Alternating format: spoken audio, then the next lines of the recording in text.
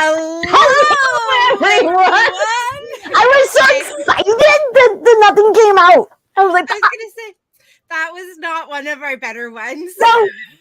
no, so excited. Let's do it again. Are you ready? Oh yeah, because no one's here. Hello, everyone. Oh, that was the best one I've ever had. We should just do that. We should have the thing end, then you go, hello, Amber. Now they all arrive. Hello, Amber and Tanya. Yeah, I don't know how to do that thing when I'm on by myself. So when I'm on by myself, all of a sudden, it's me. And I've watched it. I'm like, ah. I'm sorry to everyone. We'll have to make you a little intro video that you can play, and I'll show you how to do it. I looked for it on here, couldn't find it. I know what happened. I'll tell you about it later. Okie dokie. Erin always knows what happened. Well, only with the techie stuff. Anything else? Yeah. Well, psychically what happened. Yeah, psychically. Yeah, that's probably what it was. It just was there. Hello, Margaret. Hi, Margaret. Well, hello, everyone. Welcome to today's Universal Connections Oracle Chats. I'm Erin Lee of HeavenleeMessenger.com. And with me, as always, is my beautiful friend, Miss Bobbi Rowntree, born medium. That's her. I'm me. It's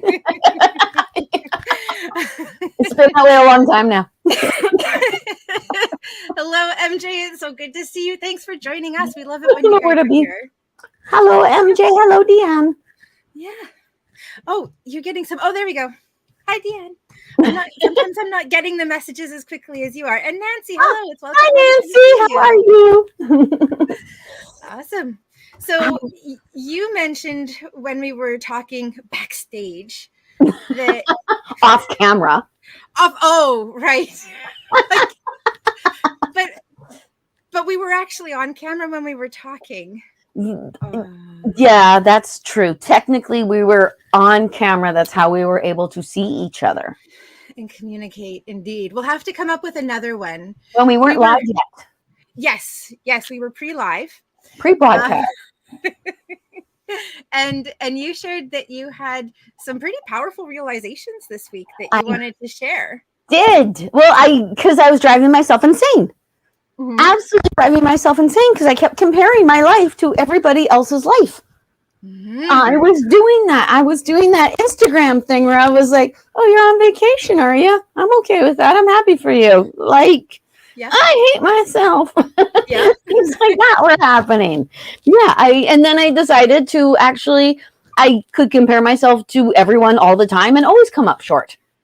Yes. Because no matter what, I have no idea the crap they're going through. I have no idea what it's actually like to be them, but I only know what it's like to be me. Yeah. So I had to let that go and actually just concentrate on stuff for myself and me and what I need to do. Yeah. And it's been a really nice week. Beautiful. Yes. I love that. Very nice week. It's because I don't know about you, but we put ourselves out there a lot. And it can, I don't get negative stuff because I don't boost anymore. Yep. When I used to boost, I'd get nasty people telling me I was going to hell and things like that. But now some people kind of know me or know of me or are searching for someone like myself. Yeah. So, I have found it very much easier and to not worry about what other folks are doing and only worry about what I'm doing. Mm-hmm. Do you do that? Do you ever do that? Hi, Brianne. Yeah. Hi, yeah. Karine and Amy and Brianne, hi, welcome. You know what? I think actually for me, I haven't done that really in my career. And I think a lot of that goes back to having done it a lot when I was a kid. And I was picked on and bullied on a lot as a kid. And part of the way that my mom helped me to get over that was to say, hey, just focus on yourself and whatever other people say doesn't matter. And so I think that was something that I just focused on really young. And I have to say, it didn't really come into my work and career that much. So I think maybe that was part of where it came from for my perspective. So you already learned the lesson. I think maybe it wasn't something. It wasn't because I hear people talk about that in a lot of different ways. Like if they don't get enough likes, then they don't feel validated by what's happening around them and the people who are connecting with them. And so I know that it's something that, yeah, a lot of people deal with. And I think I haven't dealt with it as an adult because it happened younger. When you were a kid, you're not worried about it. Why am I worried about it? It's weird. It's like I have in my head, okay, you're this many years old. You should be making this amount of money. You should have this many things. Yeah. I used to actually worry about the whole body conscious thing too, but now that I can't eat, I don't worry about that. But I do actually still look in the mirror and go, oh, you could lose a couple pounds. And then the logic voice inside my head goes, how much do you eat, dummy? You cannot lose a couple pounds. If you lost a couple pounds, we would lose you, Bobbi. Like, we need to maintain you. No. Yeah, I remember you saying that to me once. You're disappearing. This is not the kind of magic trick we want. Yeah, isn't that good? Yeah. So I don't worry about the weight thing anymore. Amazing. So, but yeah, I grew up though. Yep. In a world, I'm not going to blame any particular person in my family, where comparisons were constantly drawn. Yeah. Constantly. And to the point where people would be talked very terribly about because a comparison was made and that person felt very insecure. So they had to say something horrible like, she's not attractive, who looks like a whore or something like that, just to make themselves feel better. Yes. Right. So maybe it's the world I come from. It could absolutely be. You know, I was talking with somebody kind of special recently, and he was saying that one of the things that he's learned is like the first half of our lives, the first 30, 40 years of our lives are spent undoing all of the damage that we grew up in. Like, regardless, and I think this is true, regardless of how amazing your parents are, I think the fact that they were amazing can actually create trauma. Like, yes. It doesn't matter. We come out of childhood with trauma, and we spend the first, 20 years as adults or so undoing the trauma that we grew up in. Yeah, fixing what your parents messed up. Yeah. And recognizing like what is yours and what comes from something that you may or may not agree with or believe or want to experience in your life, but it's still just there. It is there. Yes. Okay. Yeah. Well, I mean, don't get me wrong. I've got my own stuff that I'm processing and dealing with. Just that isn't one of them, but I totally get where you're coming from. Yes, it's where I come from. Dang it. Yeah. I gotta let it go. And I am letting it go, and it's making everything feel better. And I don't know if actually my views or likes or anything like that has increased, because that was a big problem for me. Yeah. But I don't care. Amazing. Well, I saw on your Facebook page the other day that you had 1,000 interactions last month. Is that what it was? That's something like that. Yes. Yeah. And I love that because I like to use my Facebook page as a place where people could go. If you're having a crap day, you can go on my Facebook page and go, oh, it's okay. You can find something interesting. Yes. It's not like, oh, Bobbi's life is worse. This feels better. It's different. Yes, I like a lot of interaction on my Facebook page because I like to know I'm reaching people, which is why we do this. Absolutely. And my Facebook page is much quieter than yours because I don't post that often. So that makes a lot of sense too, because you're posting really actively. I'm a posting whore. Yeah, I want you to know how I feel at all times. You heard it here first, folks. I am posting whore. That's me.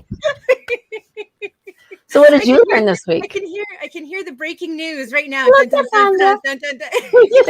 that is a posting whore. Did you learn anything this week, young lady? This week has been a hard week for me. Mm-hmm. The last couple of weeks have been a hard week. I haven't really spoken about my teacher too much, and Bobbi knows my teacher because she also worked with her at the beginning of her career. Yeah, it's weird. She started us both out, kind of. Yeah. So, but I'm also very good friends with my teacher's daughter, and my teacher, her name was Carol.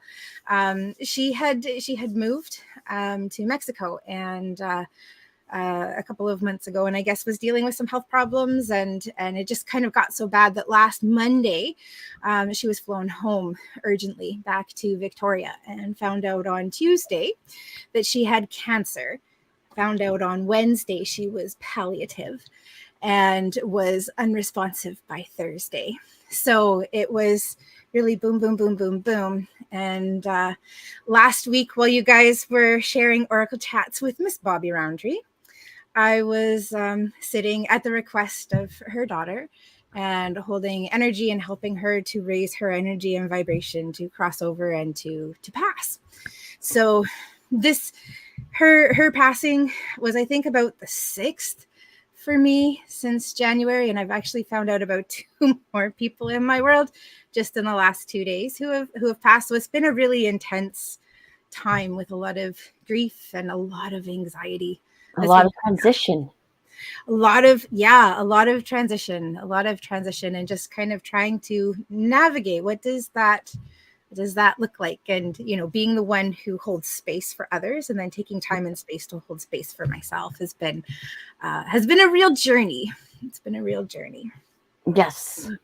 So yeah, that's been my week. And so one of the things that I did, I have a desk just on the other side of my lights and stuff here, and it was clear. And so that was actually where I sat. I set up some candles and some crystals, and I was there from, as I think I said, 3:33 to 4:44, because those were really significant numbers. And one of the things that I took over was my angel salt lamp. And I'm like, well, I want my angel salt lamp here for the live with you guys today. So I brought it over, and it has one of those cords with the light bulbs that goes underneath, and the way that I put it down broke the cord, and so it started smoking and firing. And I don't know if you guys can see this dark spot on my table, but it lit on fire about 3 minutes before Bobbi joined me, and about 15 minutes ago. So yeah, we definitely have some loved ones with us for sure. And I think it's appropriate that Carol hang out with us for a little while. So, and that would be completely something Carol would do, because it's amazing and fanciful. Yes, and it certainly caught my attention. So I'm sure it did. Yeah. And unknowingly to everyone that was actually on the live feed last week, they were holding space for Carol as well. They just didn't realize that's what they're doing. I didn't want to give Carol and Erin, I didn't want to give their information to everyone, because kind of well known. Yeah, absolutely. Well, in our circles, especially. Yeah, absolutely. In our weirdo circles. Yeah, because I know about 20 to 15 years ago, Carol was very active in teaching. Oh, yeah. When I tell people about when I used to meditate with other psychics and we break off into pairs, that was Carol. Yeah. I can actually name all 4 of us. But I'm not going to, because it's not my place. So I already got rid of somebody. I'm sorry they came and tried to talk to you, Nancy. Yeah, they tried to talk to Nancy about her stuff. Now, Nancy has mentioned about when you were talking about healing trauma. Why? Hell, geez. Yeah. Someone's talking in my head. Lost myself for a second. I was about to say something. I was like, gone. Okay. Yes, so, much more aware of well, I get that. I totally get that, what she means by that. Let me just read what she said so everybody's on board with us. Okay. So Nancy says, I have found that by healing my childhood trauma, I have opened up my intuitive side, uncovering my true self. I am much more aware of the gifts I have been born with now. Yeah. Absolutely. That's huge. Yeah. You want to open up your intuition, spend time with yourself.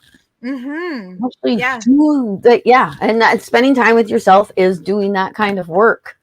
So if you didn't have childhood trauma, it doesn't matter. Spend some time with yourself. Yeah, everyone had some sort of childhood trauma. Well, and not only that, but when you're doing any sort of healing, childhood trauma, current trauma, like anything that you're healing, you're learning more about yourself, more about how you react and why you react and the things that are triggering. And the more that you know about yourself, the easier it is to be in touch with your intuition.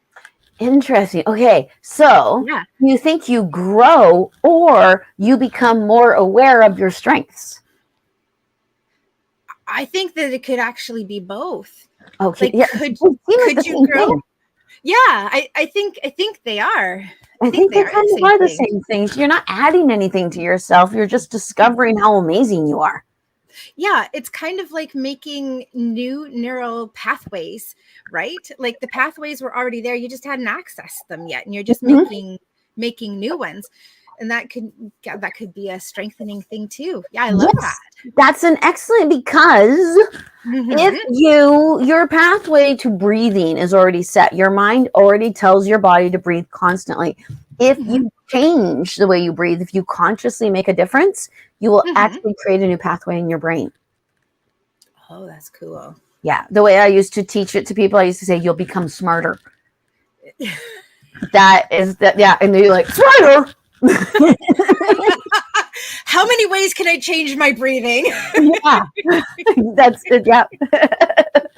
I love that. That's Okey-dokey. awesome. Yeah, Amanda has a good question. It's kind of funny because I was trying to get a Oh, chapter all finished before I came on here, and yeah. it was about a dream. It's a dream. Well, my book has the dream situation going on in it. Okie Yeah. dokie. Shall I read it? Yes, please. I feel I'm being tested in my dreams. Had someone I feel was showing me dearly stuff to gauge my reaction. Dearly stuff. Clearly stuff, dearly stuff. Might have been something different. And Yeah. they got, is that all? What else you got? Am I being tested? Oh, and it feels like, and that was kind of what she was getting. Is that all you've got? Like, come on, like, test me Like they were more. trying to show her scary stuff to see if they could freak her out. Yeah, yeah, and they got, is that all? Oh yeah, and that was what she gave them, I think. Is that all you got? Yeah, I think Yeah, that I agree too. It's just yeah, really weird because in my chapter, that is actually what's happening. There's yeah. a thing in this girl's dream trying to scare her and frighten her.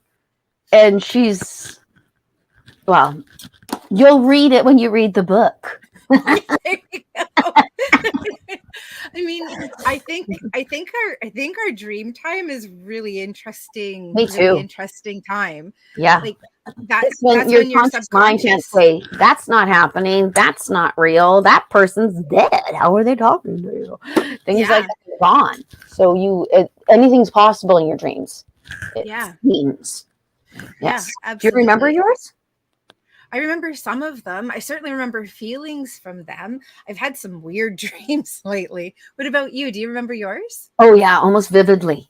And Oh, I asked really? you. Yeah, my dream place is like a place Yeah. I like to go to. And people on the other side can visit so much more readily in your dreams. That It's makes way sense. easier because they don't have to convince you they're there. Hmm. And it's easier. The biggest problem I hear is getting you to turn around and acknowledge that they're there. Oh, interesting. I see people watching their loved ones in their dreams all the time. Oh, so do you think if that's the case for someone, like if they're wanting to actively connect with their loved ones, Mhm. do you think before they go to sleep, they could set the intention that in their dreams, it's safe for them to turn around and to see who's there? Yes. Or Love that. even set out in the dream, I'm going to go see Grandpa Joe. Grandpa I love that. Joe, show up and help me see you in your dream. And then you Yeah. might see something weird because it's dream state. So Yeah. Yeah. everything No, is a little bit different. I know that I've Elizabeth done a lot of. Moss from Handmaid's Tale. Has anyone ever Oh, told you you look like Elizabeth Moss from Handmaid's Tale? I Well, don't now I think want to look her up. so. No, I know, me too, because I'm not entirely sure who she is. I don't know if that's a good either. thing. I read Cassidy would know. I read The Handmaid's Tale as my can lit project like 25 years ago. Yeah, I read it when it was a book too. I Yeah, don't remember. Yeah. terrifyingly, it looks like it's coming to fruition actually Yeah. now. Very true. Very Okie true. dokie. Oh, I Yeah. know. That's the young lady. She was also in. I can see that. Okay. She I'll have used to to look be her. an admin too. I have to look her up. Cool. Well, Yeah, thank you. she's a I great appreciate that. actor. I think. Yeah, not only do Yeah. you look like her, but she's a really good actor. Cool. It would suck I if like she wasn't a good actor. Yeah, It would make a difference some way to me. It would be like, oh, but I don't really like her work. Yeah, yeah, right. This just got really awkward. How do I tell Erin that her doppelganger sucks? Her doppelganger is a sucky actor. Yes, Tanya says best reading ever, and she loves Elizabeth Moss too. So there you go. You're in good company. Awesome. You've never been told that before. I've never. What celebrity do you get? Do people tell you look like a celebrity? No, but people tell me all the time that I look like somebody that they know. So it's usually somebody in their lives. Oh, you remind me so much of my cousin or my cousin's friend or my niece. Or but it's energy when it's like that. I think probably that it's that relative that makes them feel safe and secure, where they can always call and it reminds them of you and something like that. Yeah. Thanks, Miss Bobbi. I appreciate that. Well, it's true. I ain't lying. I don't know if we said hello to everyone who is talking to us right now. I know we have not said hello to Nikita. Yes, we haven't. And I know that Kylie has joined us as well. And I just want to thank everybody for all of their condolences too. Thank you. Appreciated. Yeah. And Natasha and Tanya. Yes. Perfect. We've caught up. Hello. Okay. Now we have a question. It's a psychic-y kind of question. Cool. But I kind of think you can answer it. Okay. So I'm going to read it to you because I know you can't find it. I can tell you. Yeah, I'm not. I'm looking. I can see that. It's quite funny. Looking. Okay. It's quite funny. Sorry. Condolences and healing prayers. You know that's to you. I'm heading to Mexico and was very scary and was very scary last time years ago. Almost didn't make it back. Trying to calm myself for this trip. I'm a worrier to begin with. LOL. Hopefully all of my angels keep us safe. Yeah, no, I totally hear that one. I mean, when I travel and if I'm getting nervous about travel, I always call my angels in. And one of the things that I like to do is anytime I feel something big that I can't handle or I can't control or I can't deal with, I call in my angels and I ask them for help. And I'll sit with them and I'll tell them everything that I'm thinking about, everything that I'm worried about. And the way that I talk to them is I talk to them as if they are my best friend, because if they're my best friend, then I can tell them anything. But I also talk to them with the expectation that there's something that they're able to do about it, that they're able to fix it. Mm. And so what I'd encourage you to do is not only to call them in, but also to tell them exactly what it is that you're concerned about and ask them for help and support. And for me, always the feeling that I get after it is everything is going to be okay, because I've lifted everything off of my chest. I've given it over to somebody who can do something about it. Mm-hmm. And almost always there's a resolution or a solution that happens within a couple of days. It's quite amazing. Yes, so, I get that. Yeah, I would do that, as well as actually just think about what I want to have happen. Mm-hmm. I like that too. Seeing these amazing things all happening and not thinking about the things that you don't want to have happen. Because as a parent, mm-hmm. you have to train your brain to do that from the minute the little monster comes out of you, because now they're exposed and so you have to let go of the worst case scenarios. Not all parents let go of it, actually. Drive themselves insane. But I would say the same thing. And mm-hmm. Okie dokie. Huh, that's funny. Where are you? Well, if you think about it, and this is actually to Elizabeth, when mm-hmm. you have something wonderful happen, like you have the best Christmas ever, when the next mm-hmm. Christmas comes, it can't possibly live up to that. You want it to be that best Christmas ever, but it won't be the same as the year before because it's different. And you can use that in reverse with the worst thing happening. You can say, hey, I mean, like, knock on wood, it can't get any worse. Yes. A terrible thing already happened, so whatever, devil. Yeah. that popped into my head. I love it. That's funny. Nancy is unlocking and uncluttering her brain. I'm still on that one, uncluttering. Yeah. It's just below Elizabeth. Yeah. Okay. Yeah, they see it. We did that a couple weeks ago. We talked about the decluttering and getting rid of superfluous stuff, and it leaves you space. Oh, I guess that's it too. Getting rid of my Instagram envy, and it wasn't actually Instagram, right? But everyone uses that. Yeah, I'm with you. Has it in a song. I've been up late jealous watching other people's wellness, and it got me thinking. It's just not true. Anyway. Just not true. So yes, uncluttering too is thinking about, because envy for other people's lives is superfluous stuff because it's not in your life, because it was never supposed to be there in the first place. Bless you. Oh, darn. I thought that I muted you guys while I was sneezing. I muted you after I sneezed. So did no one hear anything?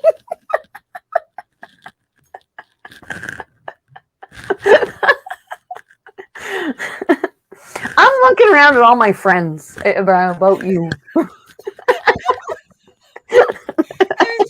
I know that my microphone's really sensitive and my sneezes are really loud. I wanted to save you guys from it. And then you turned it off and sneezed. Oh, it actually was off when I sneezed. Oh, that's it was on. No, we heard it. Yeah, no, we heard it. Anyway. Yeah.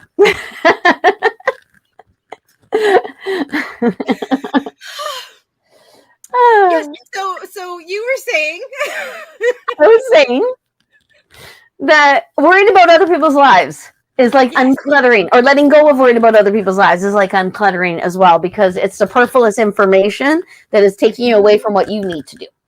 Absolutely. That's what I was saying. I love that. And I like to take that a step further. And if I let go of all of this stuff, what then can I put my energy into? Because all of the clutter in my brain takes up time, it takes up energy, it takes up emotion, it creates stress. Mm-hmm. If I let go of that, what then can I take all of that energy and invest it into? Could I invest in myself or my loved ones or my projects or my work? Like, where could I put it? And that I find is exciting. Oh, yes, totally exciting. Is that almost, actually, they showed it in my head this morning when I was doing my meditation, because before my meditation, I started to look at, there was a lot of fairs this weekend. Mm-hmm. And I actually started to think, I miss doing fairs because it's the closest thing to coworkers we get. Right. Yeah. So I get it with you when we do this on Sundays. I actually get to talk to someone who does what I do. It really makes a difference. It's strange when you don't have coworkers. It's really weird. Yeah. Anywho, they started to flash in my head, when you're at a fair, if you walk around and look at everybody else's tables, you are not at your table. You're going to miss your readings. You're going to miss sales. You're going to miss so many things worrying about what other people's tables look like. Mm-hmm. Does that make sense? They popped that in my head, and I was like, oh my God, that is so true. I'm not doing this. And if I'm not doing this, what's the point of me? It's so crazy. Okie dokie. Anyway, had to get that out. Okay. Yeah. Now, Natasha asked a great question. Okay. And the only reason I love this question is because it harkens up something my husband says in my head all the time. Well, not all the time, but he says, will me and my ex get back together? Your husband asks? No. Oh, I was going to say. No. Like he's taking his life in his hands. Yeah, because that's a short list. Anyway, it's actually only 3 ladies on it. So one's on the other side. So, no, he says trying to get back together with your ex is like trying to put your back in your butthole. It's just going to make a mess. Indeed. Because once it's closed, it's closed. It ain't going back in. That's right. So as soon as I read that, that's what I heard in my head. So which I wanted to actually mention that to you to see if you could double check that advice, because that immediately when I ask a client, do you have any questions? And they say, I get the answer before they say the question. Mm-hmm. And I have to go with that answer, even if I think, oh, that's a bad answer. They don't want that answer. But yeah. Do you find, okay, so will me and my ex get back together? What I hear with that is that the circumstances under which you separated haven't changed. The poop is still pooping. Yeah. Okay. Yeah. and I mean, I always go back to free will on both parts, that you both have free will. So if you decided to get back together, you certainly could. But my question would be, is it something that you actually want in the long run, given that the circumstances haven't changed? Yeah, I agree with you. I saw exactly the same thing. They showed that the poop was far larger than the butthole now.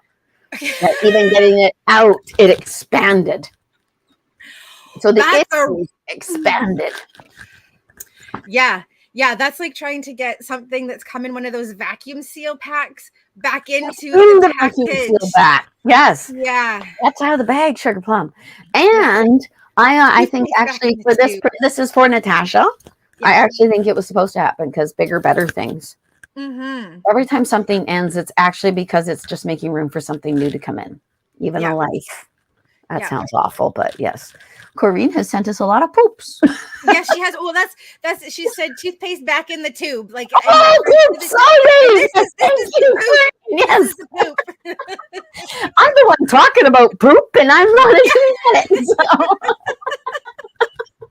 I love seeing the poop emoji. It always reminds me of my nephew. Because when he was little, he loved the poop emoji. It was very big. Yeah. When I was texting him, he would always text me the poop, and I would always text him the poop after. And then I was at Home Depot one day, and they had a poop emoji plunger. And I had to take a picture of it with it on my head. On your head? Well, it was clean because it was still at the store. Still at the Home Depot. Still at the Home Depot. Anyways, moving on from the poop. The poop emoji?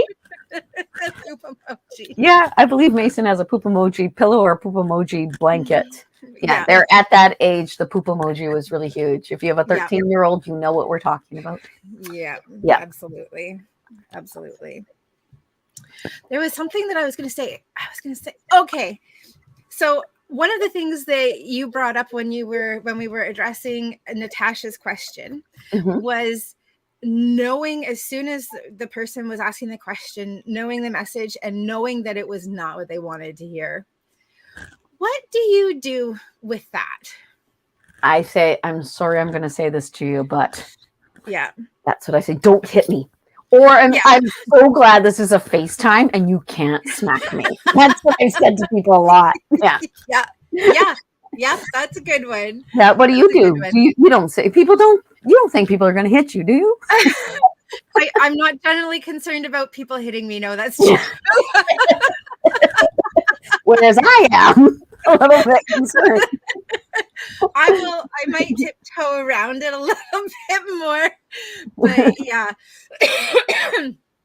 I would say something to the effect of, I know this isn't what you want to hear, acknowledging that I recognize what it is that they're wanting and that I'm going to disappoint them with the message. Yes. And sometimes actually they'll say, oh, good, that's what I wanted to hear. And I'm like, wow, really? Yeah. Okay, good. Yeah. And I have to say hello to Ruth, because Ruth missed us and now she's with us. She missed she missed you. You were still here. I was here. Yeah, when she wasn't. She messaged me. She couldn't find us, and I'm glad that she found us. And I was very happy. Hi, Ruth. Joining us, Ruth. Yes. Well, because Ruth actually might join from your YouTube channel. Oh, cool! That's awesome. And when I'm on my own, I don't broadcast to your YouTube channel because that seems kind of like I'm rude. I think I'm having a party. I'm going to have it at Erin's house. But Erin's not coming. She's not. But Erin's not invited. We're going to have it at her house. Yeah. Yeah. No, we'll have to get the Universal Connections YouTube channel up and running. And I mean, like, one of the things with either of us doing the videos is we always post to Universal Connections Facebook and YouTube, but we don't always post to the other person's page. So following Universal Connections, you'll always find us. Yeah, always can find us on Universal Connections. Amber would like to know if we have any messages from the other side. Now, the other side is usually dead folks. Do you consider angels the other side? Or spirit world? I don't personally consider angels on the other side, because to me they're here and present, and and available and accessible. But then I would imagine that you would say the same too for deceased loved ones, that they're here and present and available. So yeah, just a phone call away. That's actually just heard in my head. Just phone call away. Hello. Best phone call. Long distances. Yeah, long distance. Yeah. It's a good thing long distance doesn't apply in many cases anymore. Yes. So that's because I know when I was on my own, could you just be tiniest bit more detailed, tiniest bit more specific? Yeah. Does that make sense? Yeah, absolutely. When I do my reading show, I ask for specific questions. I don't do anything that's general. And the reason for that is because I only have like a minute or 2 minutes with each person. And what I'm given is like this. So I want to hone it down into what you're specifically wanting to talk about, so I can give you the most in the 1 or 2 questions. So yeah, I skip over questions that aren't specific. And I mention it at the top of my video, and I mention it in the introduction, in the writing as well, that I only take specific questions, and I'll skip over your question if you don't ask a specific one. Ah, that makes sense. That comes from like 6 years of doing it too, because I started doing my live show in 2017. Oh yeah, you've been doing it way longer. I'm a newbie. You're the newbie, and I think part of it comes from there are a lot of people who do like card reading. So if like, do you have a message for me on the other side? Yeah, I just pull a card and I'm just going to give you whatever is here. But like for me being psychic, and for you connecting with deceased loved ones, like those aren't tools that we use, or it's not the primary tool that we use. And so you're asking to take like something from this and just like pull something out. So that's how I see it and experience it anyway. I would agree. Yeah, I would agree. And especially with people on the other side, if you are looking to talk to someone who's recently crossed over, then you actually might get someone, they would have to come with somebody who's been there longer. Yeah. And I might focus more on the person who's been there longer.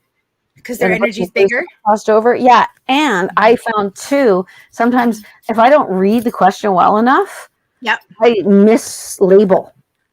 The thing is kind of right, but I'm mislabeling. I think it's the dad, it's the grandpa, or I think it's the because it's everybody looks the same. Because they're family and it's genetics, or sorry. Okie dokie. Okay.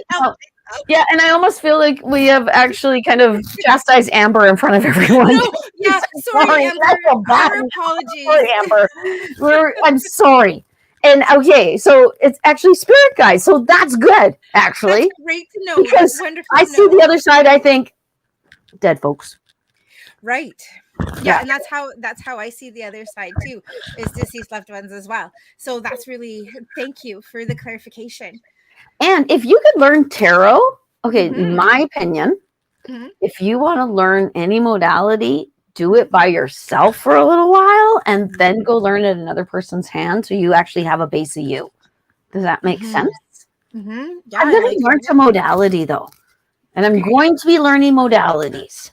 I love it, because I have I'm just finishing doing this book, and then I'm going to be moving into the next book, and I have a tea leaf reader and a Reiki master to write for. Cool. This book is the medium, so that was easy. So that was easy. That was straightforward. Yeah. Oh, yeah, because I want to be authentic. Yeah, absolutely. Absolutely. I mean, just kind of quickly segueing back and checking in with Amber's question. I mean, I don't read tarot myself, but I do use oracle cards, and I do teach oracle card reading as well, but I focus on an intuitive way of teaching oracle card reading. So there are a couple of different ways that you can read cards. Tarot is a very structured deck in almost all decks. And I say almost all because there are like new decks, like John Holland's deck. It does not follow this, but a traditional deck is going to have 78 cards, 22 major arcana, 76 minor arcana, and they all mean certain and specific things. And so you can read by like learning and understanding in depth what each of the cards mean and all of their different placements, and you can go through and you can learn spreads, or you can focus on a more intuitive way of learning. And so I focus on this more with oracle cards, and that comes to, okay, well, what does the card mean? And I specifically teach without the guidebooks and the manuals that come with it. Yeah. In fact, the guidebooks and manuals are not allowed in my class. You can mark down like the cards that you pull out if you then want to go back at the end of class and take a look at it. But for the way that I teach, it is no guidebook and no manual, and you're specifically working with the card itself. Oh, does that make sense? Yes, you're teaching people how to access their psychic abilities and kind of letting them use the tarot card as a bit of a bicycle or a scooter. Absolutely. Because I see it as an intuitive tool Yeah, myself. I agree. That just kind of opens things up even more. So, for example, I don't even know what this is. We'd pull a card like this, say, and I like cards that have like the name at the bottom, that it's got like a little bit of information. But we've also leg? Pardon? Is that his leg? His leg? Is that his leg coming up behind him and over his head? Oh no, it's a I think it's a Merkaba star. Can you? Oh, okay. Yeah, because he's wearing purple. I thought, is this some sort of like yoga pose? Him. It's just a thing that's going on. Exactly. For everyone. Yeah. So as a yogi, I'm not surprised that you would see a yoga pose. That's exactly. It was all yoga out. I was doing this. And that's what was happening. That's what I saw. That's why I was like, yes. I'm just gonna say, how many Facebook live shows are you going to find somebody putting their head over or their foot over their head spontaneously, like just for funsies? Just for funsies, I'm gonna put my on top of my head. Yes. Yeah, that's right. That's like an indirect grounding, like, yes, it is actually. It's like bringing my root chakra to my crown chakra, and I'm going to manifest money. I love it. That's what I do actually to manifest money. I bring my root chakra to my crown chakra. Okie dokie. So, okay, now Amber, I don't know, and I could even ask Amber this. She asked about the tarot, but would you find that the tarot is everyone's go-to? And that they don't know about the oracle cards or things like that? I would say that was actually yes and no. So, I mean, oracle cards have just really gained popularity in the last 25 years or so, and a big person to bring that about was Doreen Virtue. She sure Now everybody and their dog has an oracle card deck. But I do find that people are referring to oracle card decks as tarot decks because that's what they've heard and that's what they know and understand. So it really depends. It really depends. Tarot is a really beautiful language to learn. I think that's what I would call it. And if you work with somebody who is like a true tarot card reader, they bring these beautiful stories that are brought about by the cards, and they weave it into understanding what's going on with your world. And so it is a really beautiful modality in and of itself. Okay. That's interesting. Yeah. I want to hear more from you, Amber. All right. Yeah. Planet Orange Purple Ring. Planet Orange Purple. Oh, that's what Ruth was seeing with this one. Was seeing a planet with the orange and the purple ring. Okie dokie. Very cool. Okie dokie. Now, Tracy, hello. I have been with my legs crossed, and every day I get a cool breeze over my right calf, and there's no wind or any drafts anywhere. Do you have any ideas? Yeah, someone's coming and sitting down next to you and meditating with you. I love it. That's what I would say, and you probably even know who they are, Tracy. That would be my guess. Okie dokie. Do you think there's anything? Do you have a different? No, that's exactly where I would have gone too. People on the other side like to give you cold spots because you expect it.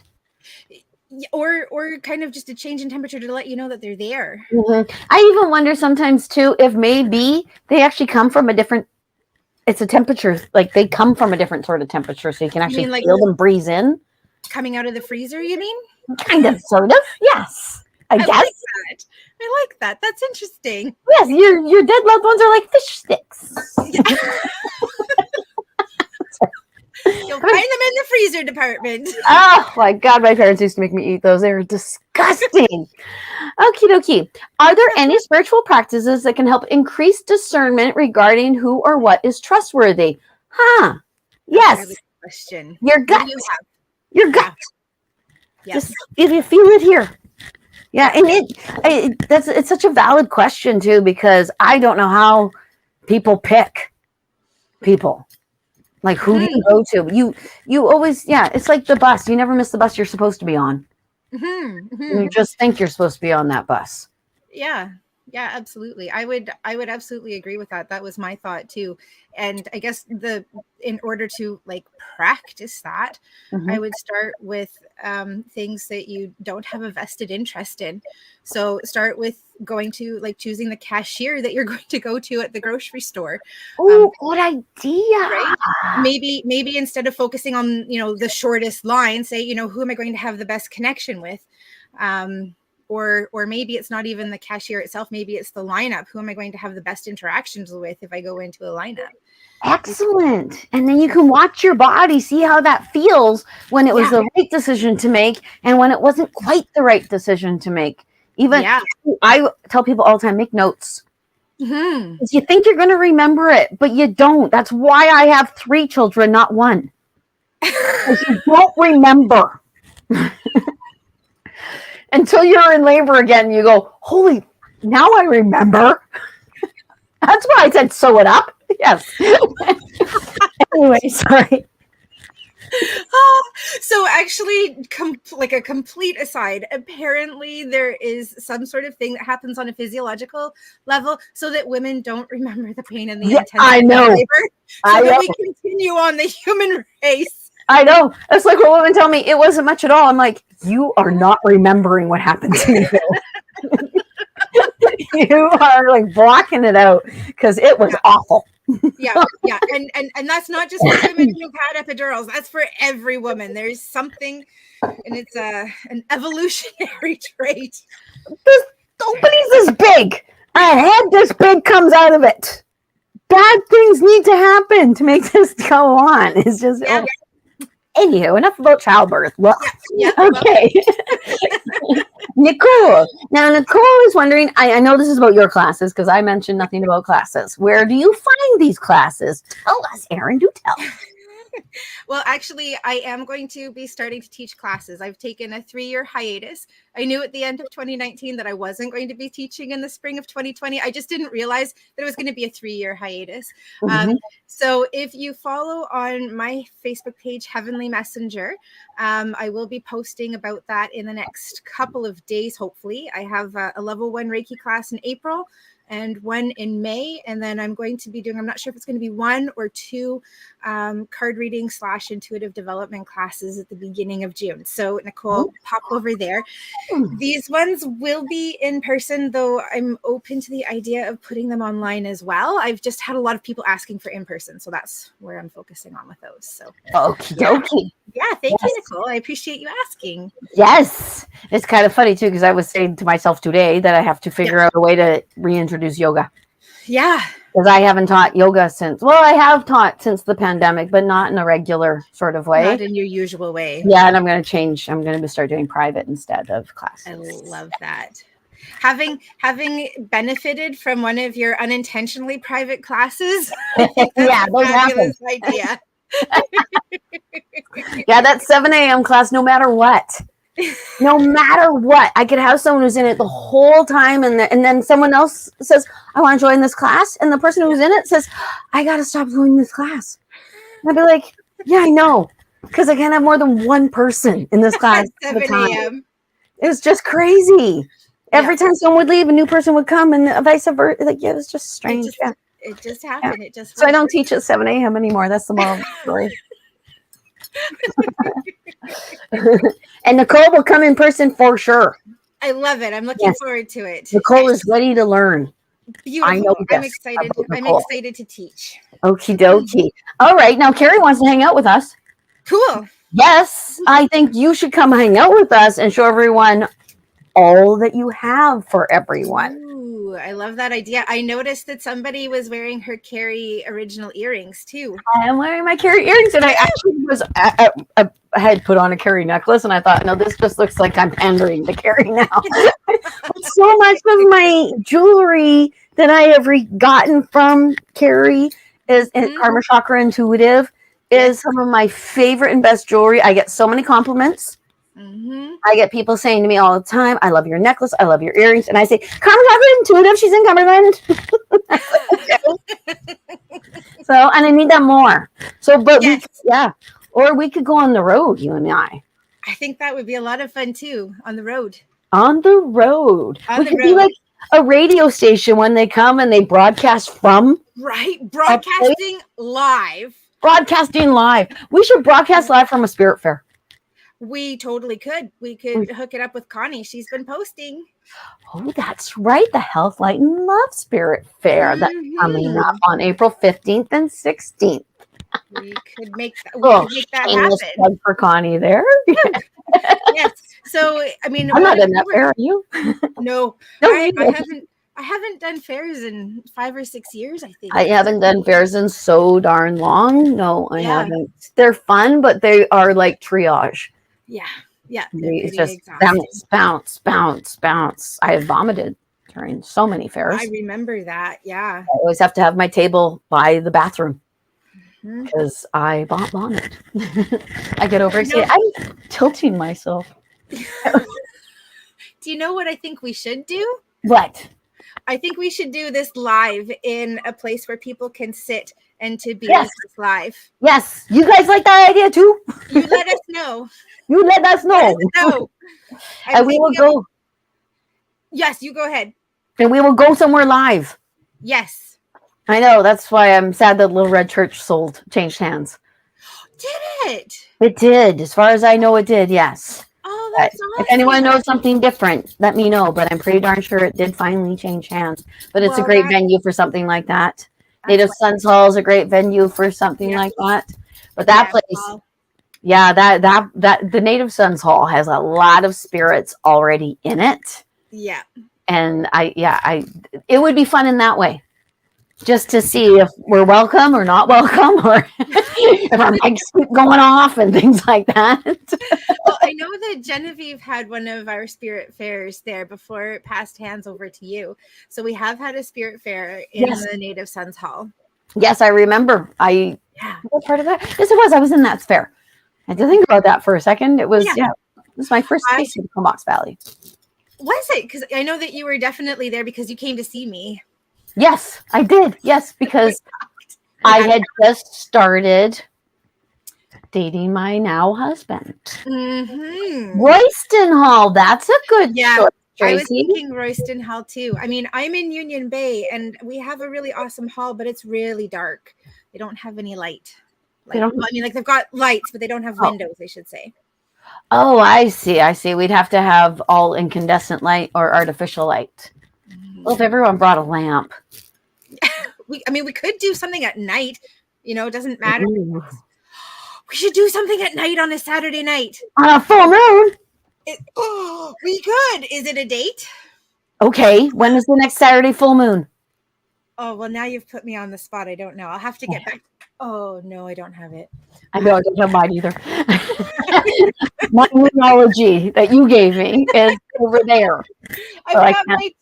I've got my 2022 moonology, but that's not going to work. So you need your 2023. I need 2023. I know. Mine's over around the corner. Tracy, Royston Hall is a wonderful idea. Thank you. Yes, that is an excellent idea. Yeah. Okay. For some reason, when I see hello, Pat. Hi, Pat. Welcome. You're never late. You always just show up when you're meant to. Just on the right time. Yeah. Who knows? Maybe you're early. Yeah. You don't know. Okie dokie. Now, that was, yes. I had something I was just about to say and it flew away out of my head. Sorry, that was Fly back thoughts. Oh, bring them back. I haven't told you. Oh, yes. That I have told the Orachellians, but I have not told you. Okay. I got at least one diagnosis. You did. I was wondering. and I have osteoarthritis, which osteo, as far as I understand, that's the bone spur one. Yeah, that's bone. And I said to my husband so many years ago, I said, I'm growing wings. When I actually start getting protrusions, we're not getting them cut off. Oh, no. You know that. So when I found out, I'm like, osteoarthritis, that's protrusions. That's my bones growing. So it just lends further to the idea that I am growing a set of wings out my back. Growing a set of wings. Challenge me. Bring it on. Oh, Miss Bobbi. But it's so relieving to at least have one thing. I have to go do a whole bunch of other tests, which I haven't done because I'm like, I'm good. I got this right now.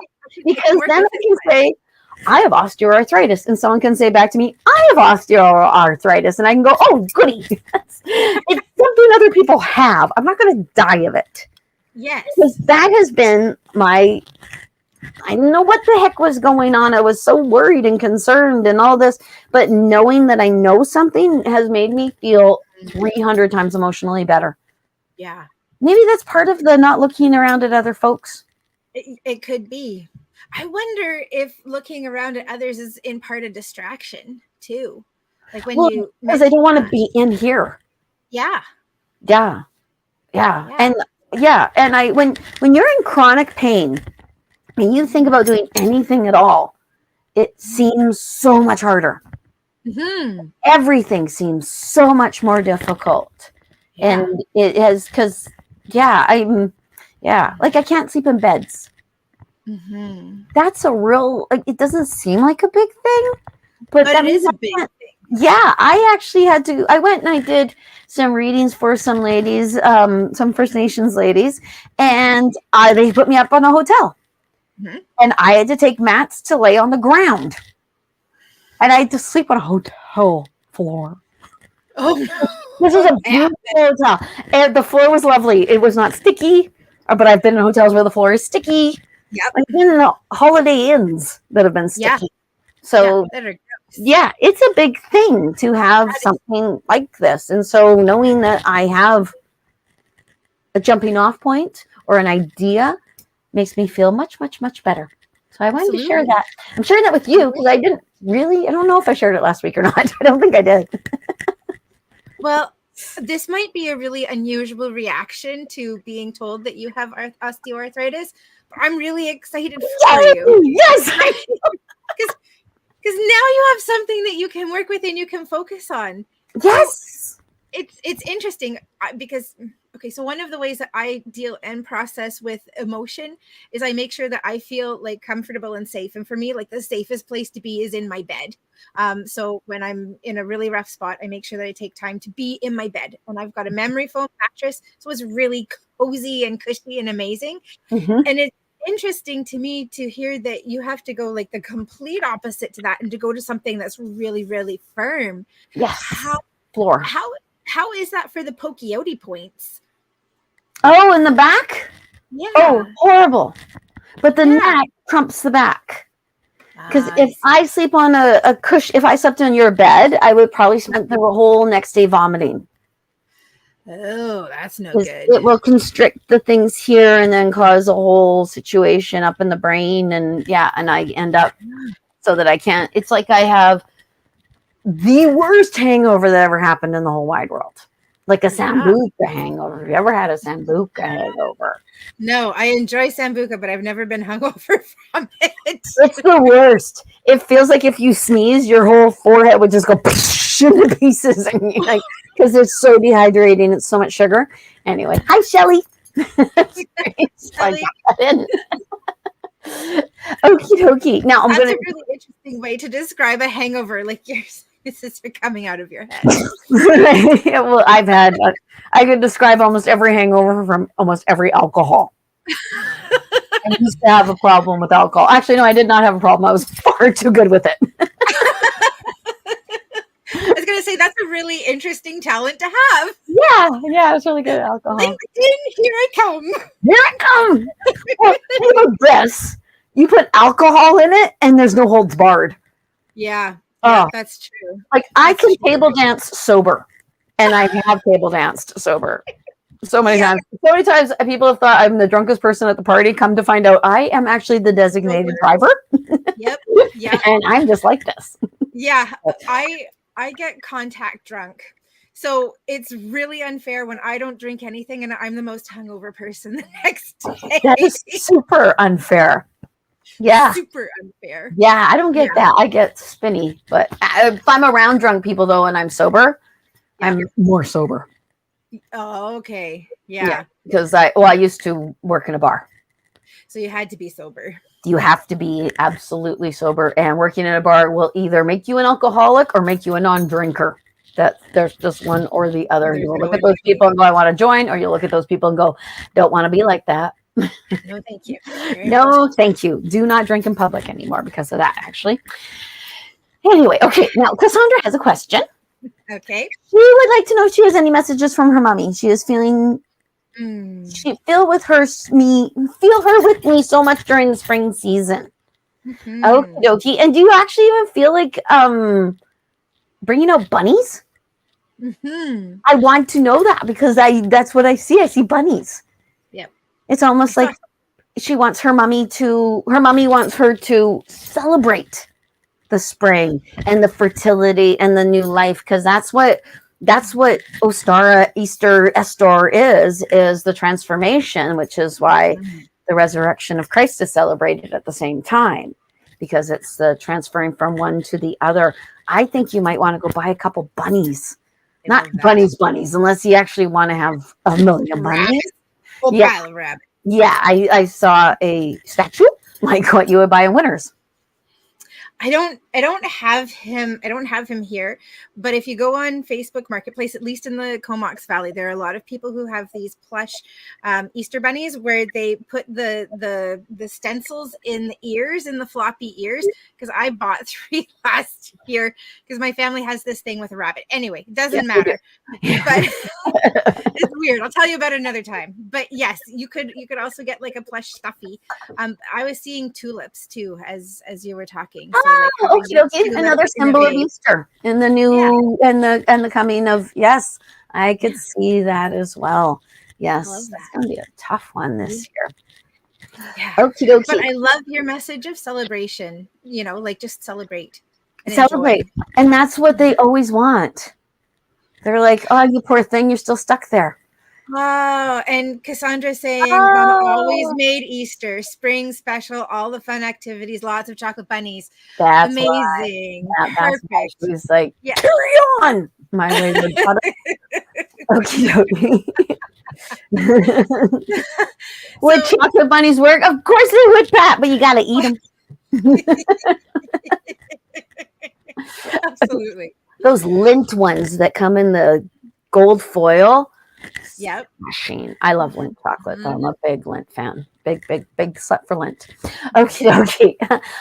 Amber says, I have a friend with rheumatoid arthritis, a poor friend. Different ball game, but he finds CBD creams. Yes, I use one. Yeah. Emu oil, I would have trouble with that, but thank you for the suggestion. And eating gluten and dairy free helps. Oh, gluten and dairy free. Yes, I could see that. I could totally see that. I don't know. Thank you very much, Amber. I have to start. I'm going to be starting to look, and I'm going to be doing a series of videos too on different foods and plants that you might want to plant and things like that. Beautiful. I used to make an arnica salve with Heavenlee, and it's really good for inflammation too. And my dad just asked me to make him some, and that's huge for him to ask something. So when I whip it up, I'll make you a jar too and see if that one helps. Oh, thank you, because I watched your dad walk up a flight of stairs. And all I wanted to do was go and heal that man. I know. Oh my gosh, the pain he's in. Yeah. Actually, I was watching going, oh man, I see that. Oh.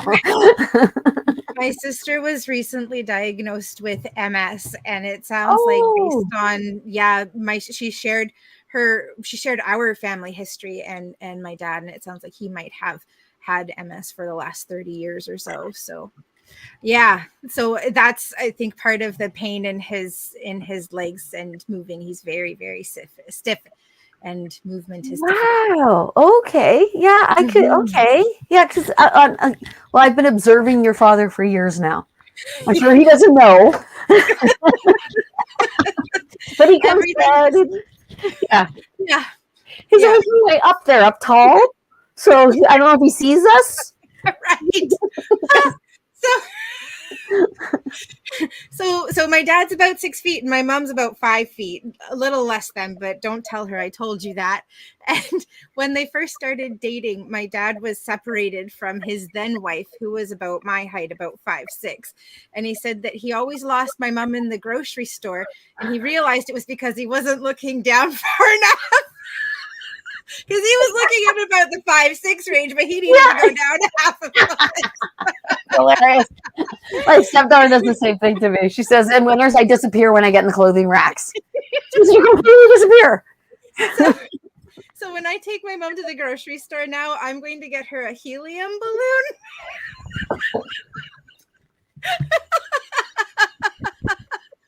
So I can always see where she is.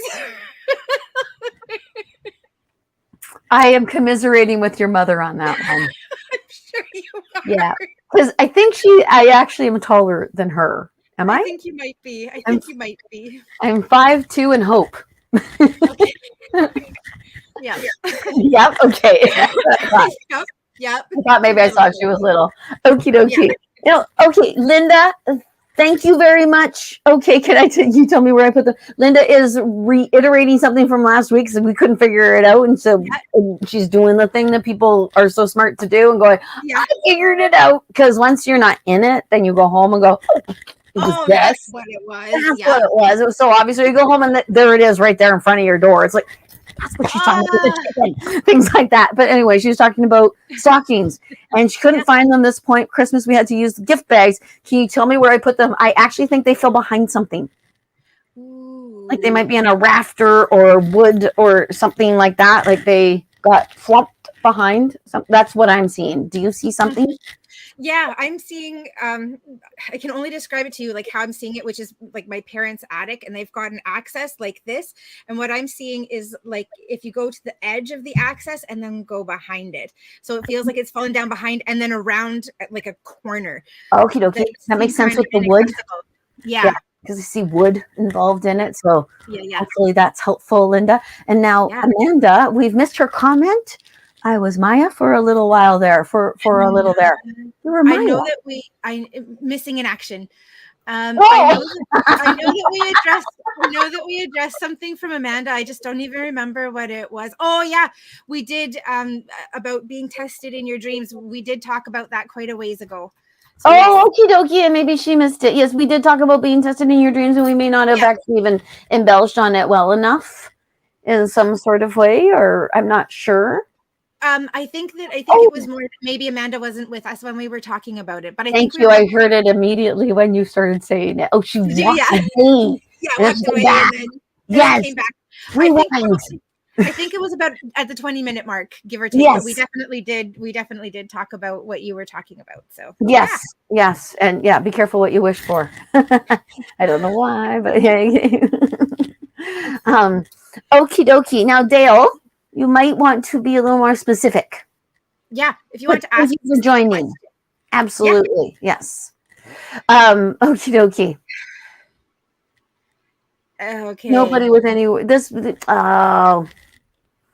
God for the laughs this week has been thumbs down for Pat.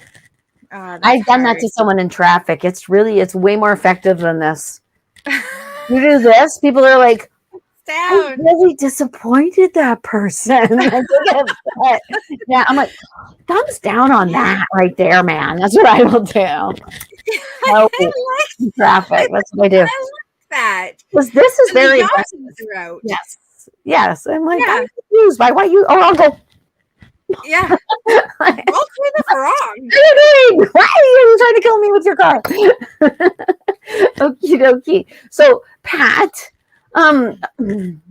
buck up, happy camper. That's actually what I heard in my head, so I had to say it. So I'm so sorry, Pat, because that was really annoying. But you actually might want a garden, Pat. Yeah. Do you hear that too? Yeah, I'm hearing that too. And I'm feeling that there's something just off to the side that she's not acknowledging and that she's not looking at, she's not seeing. And I know for me, sometimes when I get in a challenged place, it's really difficult to get myself outside of the loop. And basically what they're showing me is that to get outside of the loop, you need to actively look to this other thing and look to this thing that is positive or comfortable or happy. And I'm seeing like painting as well. So like getting out into the garden and also like something creative. Yeah, it might even be that Pat needs to find that little inner child, or there might be a child out there that Pat has access to that she could steal for a while. Yeah, I love that. I mean, like, still to give back, like not permanently, but just Yeah, to borrow. Yeah. Well, she won't want one permanently. She'll be like, this is getting old. Yeah. Borrow with permission. Yes. Ask the parent, may I steal your child? I love it. I love it. Okay. Now, it has amended. They would like to know about relationship. Anything. Meeting a love companion. I like anything that. to my loved one that passed as well. Yeah. And then she's kind of put down below. So I do have some messages around a love companion. I'm seeing 1, 2, 3. And it's interesting because it's being expressed to me like as piano keys, 1, 2, 3. So to me, that indicates like music, or music. There's something that's coming up around music, either getting back into a passion for music or getting out and enjoying music. And I'm seeing also kind of walking around like what I would call a downtown area, possibly where there are buskers. Not that the person that you're connecting with is a busker, but it feels like this is part of how you're connecting with them. What do you get, Miss Bobbi? Okie dokie. Well, I can't get away from the passed over loved one. Okay, well, let's hear it. Loved one that passed. Yeah, I'm actually here. Yeah, because it could even be too that what Dale needs to do is look at things in a different kind of way. Ooh, I like that. Because I hear looking for love in all the wrong places, which they might be looking at replacing the one that has passed. Or along the same line, but you're not the same as you were before, or you're not the same person. And I think you can't replace me. Ooh. I actually think that this person cannot be replaced. Yeah. So they might want to bring in somebody that, okie dokie, it was 7 years ago. Yeah. And honestly too,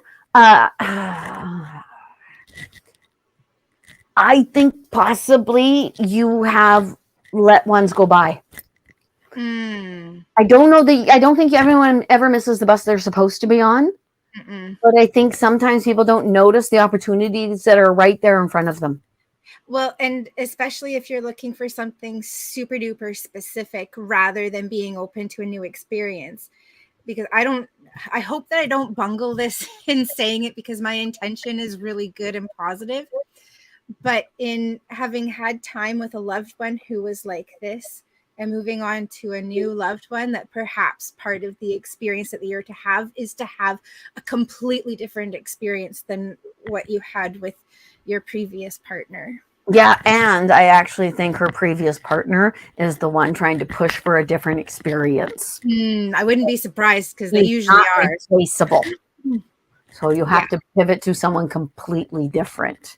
Yeah. And he's showing it in he's showing it physically as in race to show massive difference, I believe.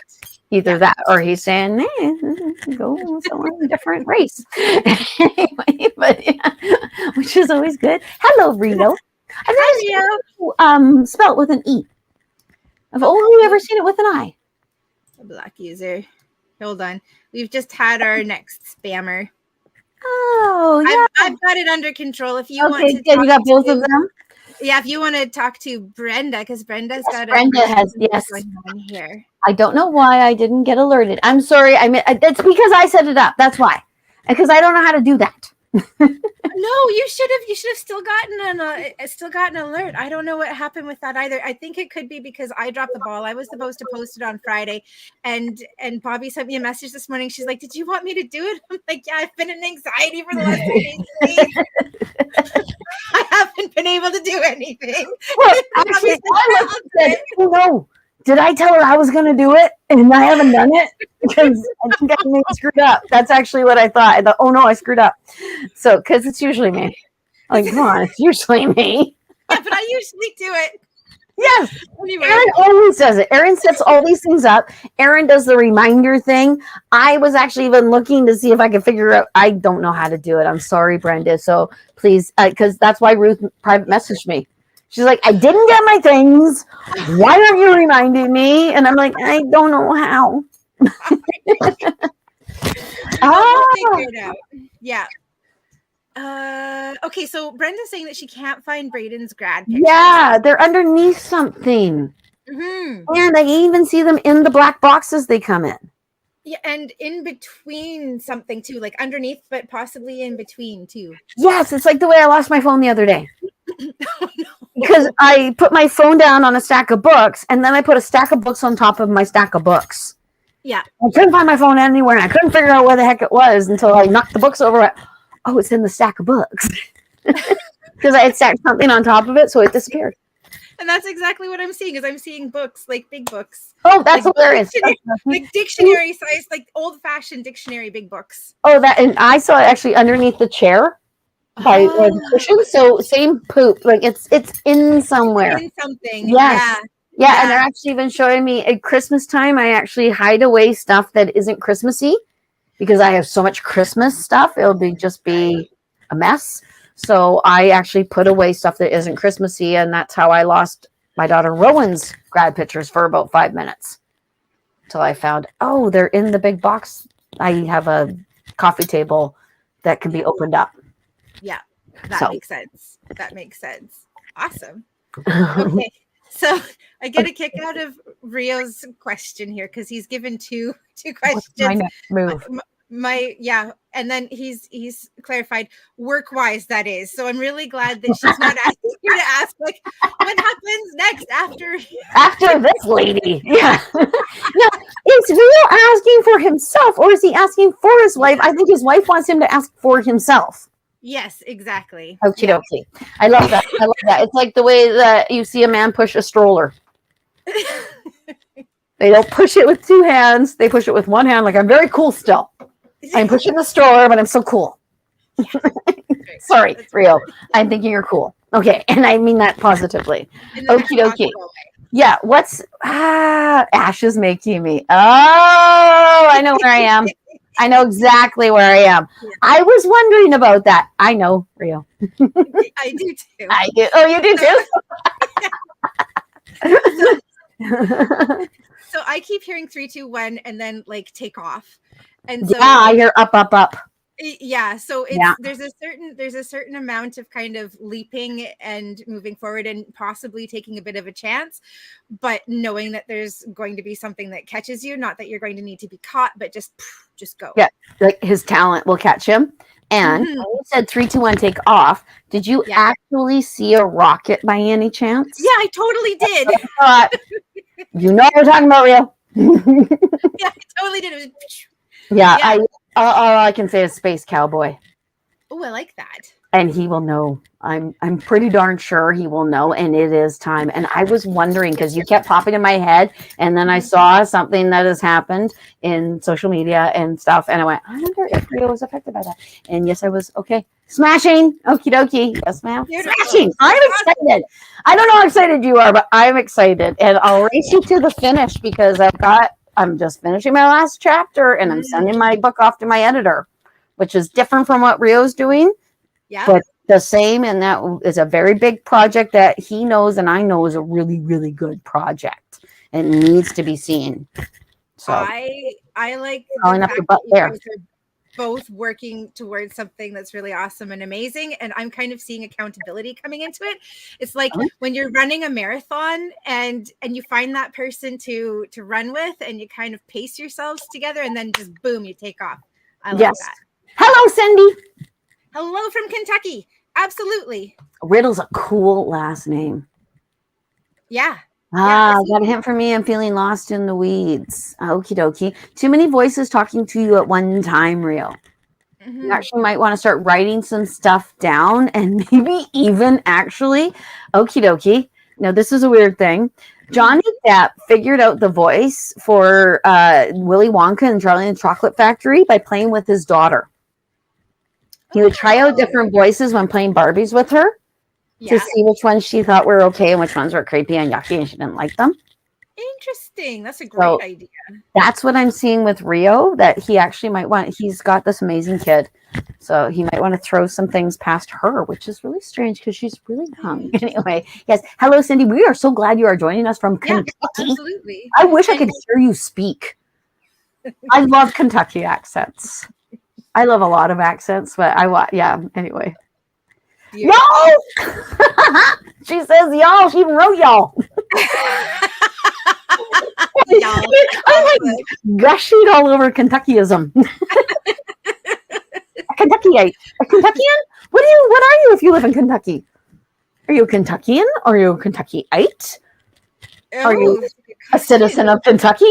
That's a good question. Cindy, let us know, because inquiring minds do want to know. Are you a Kentuckian? And Rio, the same goes for Ash, apparently, too. She needs to step up another step, too. Anywho. Okie dokie. All right. Now, how are you feeling? I'm good. How are you? So far, so good. A couple minutes? Part of my body needs attention.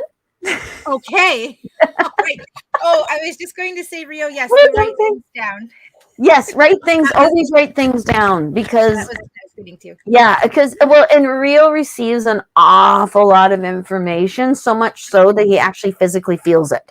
Mm-hmm. So when you physically feel it, it's like, and writing it down can actually help too. It can also help to alleviate some of the ow. Mm-hmm. Yeah, I think it's probably claircognizance, and part of the issue with claircognizance is that there are ideas constantly going off in your mind and they start building on each other, but then you kind of get lost in it. So if you write it down, one of the things I like to do is I get a great big huge piece of paper, like go to I've seen this. She'll like cover a whole wall, like a crazy person. Yes. Sorry. Yeah. It's so beautiful, mind. Go to the dollar store and get one of their 10 feet rolls of the craft paper and get it out. And I like to put it up on the wall because I like to go big, because my ideas are big and I like to be able to have the space to add to them without things getting messy. And I get Post-it notes and stuff too, so that I can add even on top of that. So get it out. So, it feels like anxiety attacks because it is big and it's constant and it's rushing through and it feels big. So you have to get it out. Well, and I always think of anxiety attacks as your solar plexus chakra pushing up into your healing chakra and saying, there's something you can do. There's something you can do. There's something you can do. Mm-hmm. And your healing chakra is like, what's that? And you have an anxiety attack because it doesn't know what to do. When you look around, you can't marry it with anything logical. So yes. Kentuckian. That's what it is. Cool. She has 5,000 followers. Are they right behind you right now? Yeah. Sorry. Cindy has MS. Yeah, we were just talking about MS. And to me, actually the first people I ever taught yoga to were people with MS. Interesting. Which is why I know things about MS, because I was terrified. So I researched MS like crazy because I didn't want to hurt anybody. So it was the first yoga classes I ever taught. Or multiple sclerosis. And what I did learn is that 5 different people can have multiple sclerosis and they can all have 5 completely different things going on. Completely different symptoms, completely different everything. And throughout a class, things would change. Yeah. They'd be all fine and good doing one thing, and then all of a sudden, boom, I can't feel my feet anymore. Yeah, it's not okay. And then we have to sit down, and then we have to move it into a different little place. It's always, I would say with MS, it'd be like, you feel kind of ungrounded. Mm-hmm. Interesting. That you don't know what tomorrow is going to bring. Mm-hmm. So I would think that you, Cindy, must have to have a constant. Something that's always the same and that grounds you, and that's always that thing that you do or something. Stress is my trigger. Yeah, I can certainly see that too. Yeah, stress will give me a hot flash like nobody's beeswax. Interesting. Yeah, as soon as I'm stressed or any sort of heart rate sort of something else. Got to get it off now. I end up in my bra in the kitchen. Oh, I'm sorry you hurt your arm, Brenda. I told her something about her arm and then she hurt her arm. I'm sorry. Oh, no. Oh, no. Oh, my gosh. Twin 16-year-old boys, Cindy. That's going to keep you on your toes. Well, see, they should be right at that point where they're coming back to being mommy's boys and taking care of mommy. Yeah. Tell them I said so. Yeah. I want to check in with Nancy, though. Yes, I'm looking at that, too. Yeah, Nancy's saying, I'm finding myself sleepless at night, getting up and journaling, trying to get clarity. It feels as though I'm waiting for something, just not sure what. My mom passed away 6 months ago. Is it grief? No, she's probably waking you up. Yeah, probably. And I bet she doesn't even mean to, but she's probably waking you up because I would assume that you actually can sleep till about 3 a.m. Yeah. And then you're up. And you're up. And you're up because your mom's like, hi, sweetie. I'm here. Yeah. And then your brain is like noticing her, but you're not noticing her. Yeah, journaling's a really good idea. I'm wondering if in the journaling you can invite her in specifically so that she can be part of that process with you too, and part of the way to connect with her so that possibly there's more opportunity for sleep. Yeah, and to be perfectly honest with you as well, Nancy, if I journaled in the middle of the night, I wouldn't be sleeping afterwards. Because I would have brought a whole bunch of stuff up. It's like when you can't sleep, don't look at your phone. Don't look at your phone because then you're screwed because it wakes up a part of your brain. So you actually might want to meditate. Oh, it's a wonderful idea. And do one that is actually very soothing, sort of like you're being held by your mommy kind of meditation. Kind of funny how that came to my head. Yeah. Hold on. Oh, we lost Erin. My headset just went out. It cuts out about an hour and a half. Oh, I see. And we are almost at exactly an hour and a half. It's about 3 a.m. Yeah. Yes, 3 a.m. It's the witching hour. And I always think of it. Well, I used to say, it's because obviously they're on Ontario time. But actually, 3 a.m. in BC is that midnight in Ontario? They're back 3 hours, or are they ahead? No, they're ahead. So it's midnight here and it's 3 a.m. there. Yes. Okie dokie. But it's 3 a.m. here. I don't know. And but it's always 6 a.m. there. It's 3 till 4. And if I get up and I walk around, I do finally look at the microwave oven. If it's not somewhere between 3 and 4 a.m., I'm like, well, what's going on then? Now I have no reason to be awake. What's going on? Because I will do it too. I'll wake up, I'll walk around my house. Mm-hmm. I do it's usually even my cat will be standing out there waiting for me. And she'll walk me around the house. Sometimes I'll feed her because she is an obese lady. She loves her food. But mostly it's because I needed to get up, reset, get back into bed. And then all of a sudden I have an even more amazing dream. I have really vivid, very, like my dreams are times when I wake up in the morning like, I did not sleep. I was walking around on the other side for 8 hours straight. I swear to God. Because I get visits and go places and things like that. You must too. I can't imagine you don't fly. I absolutely do. I go into learning and teaching, and I sleep talk as well. And I had a friend who was staying over before a spirit fair, and I was doing a reading in my sleep. And when she told me in the morning, I'm like, no wonder I'm exhausted when I wake up. I'm constantly working. It's true. Absolutely true. Yeah. And if you've spent any time around actors, they do their lines in their sleep. Oh, well, that makes sense because they're memorizing and it's constantly running over and over and over again. Well, and if you're an actor, you always have that dream where you go out on stage and you realize, I forgot to put my clothes on. Right? It happens before opening night. So like, it might have the naked dream. Yes, it did. Yeah. Let's make a pact that we both check each other before we go out on stage to make sure we're clothed. Oh, yes, we'll make sure we're clothed. Oh, I'm old hand to being on stage now. Okie dokie. I was just going to quickly pop back to, oh my gosh, I've forgotten who, Nancy, and to Yes. mention, if you have been experiencing sleeplessness for a long time, change your sheets often. Oh, yeah, you gave me that one. That's a good idea. Yeah, because part of what happens if we're tossing and turning and we're restless, then our sheets hold on to the energy of that. So change your sheets often, particularly after a really sleepless, like tossy-turny kind of night. Even if you just put fresh sheets on the bed, wash them and change them out because they hold on to that energy, and it's kind of like getting into a really dirty bed. It makes sense too, because we get a lot of visits during our sleep. It's a time when the people on the other side, everyone who you don't pay attention to, your spirit guides, all these people, they're like, oh, good, their mind's asleep. Let's go in there now while stupid's asleep. Yeah. That's because yeah, you're not stupid, by the way. Your mind is stupid, not you. You're great. You're great. We're good. Yeah.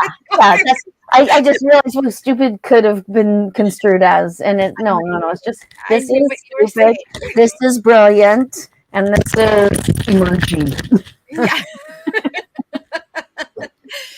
And what I was going to add to what you were saying is we do a lot of processing in our sleep on an emotional level, on a mental level. Like there's a lot that's going on. So if you aren't sleeping well, you've probably been doing extra work in the evening too. So well, yes, because riddle me this: how do I have hot flashes while I'm sleeping?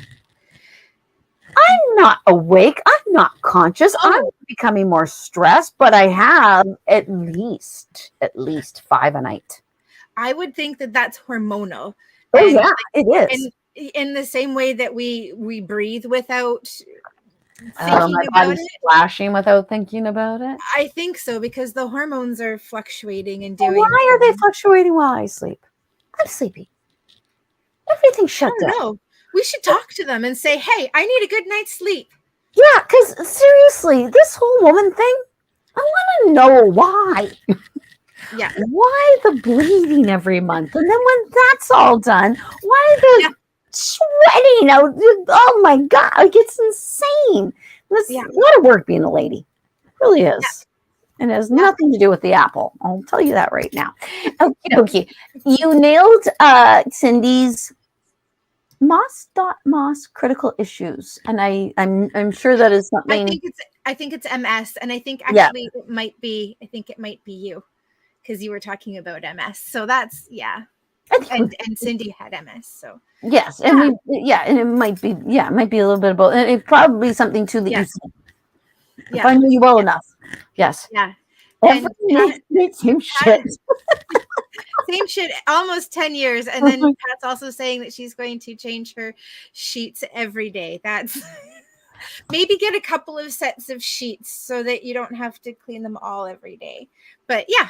Yeah, that'd be a pain in the butt. Hi, Ward. Word was Okie dokie. Ash would like me to ask about Wizards of the Coast.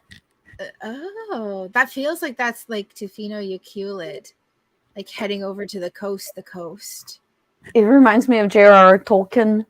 Yeah, Lord of the Rings. I went to sleep last night to Lord of the Rings. Cool. We put on the cartoon version. And my husband put it on, and I fell asleep with it in my head. And I thought, I shouldn't fall asleep with this in my head. Okie dokie. Actually, check mark. Yeah, good idea. Yeah. If it's a good idea or a bad idea, it's a good idea. Because they're not all good, but that one's a good one. Yeah. But I actually heard Astro Travel. I'm glad. Sorry. Rio just popped in that they're going to Tofino. Good. Go to the Uculid Lighthouse Walk, because I keep seeing, like, you know how over the pathway the trees come over the pathway in so many different places. I see you guys walking through that. So yeah. I don't know. I've been to Uculid Tofino just once. I know. Isn't that ridiculous? It's my favorite place in the world.